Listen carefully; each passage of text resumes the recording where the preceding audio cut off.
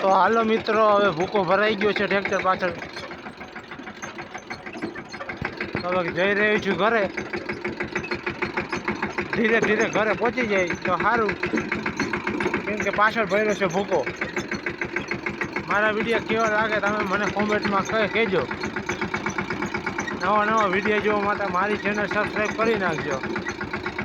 મળું પાછા નવા બ્લોગમાં. Bye bye. ને મિત્રો, વિડીયો એન્ડ કરતાં કહી દો કે જો તમને ભેંસ દેખાડો તમે જો મિત્રો, જોઈ લીધી ભેંસ તમે, એન્જોય કરો ને નજારો વાડીનો. જોઈજો મિત્રો કેવો કપાસ છે, આપણો નથી પણ બીજાનો છે. જો ટાંકી ફૂલ છે.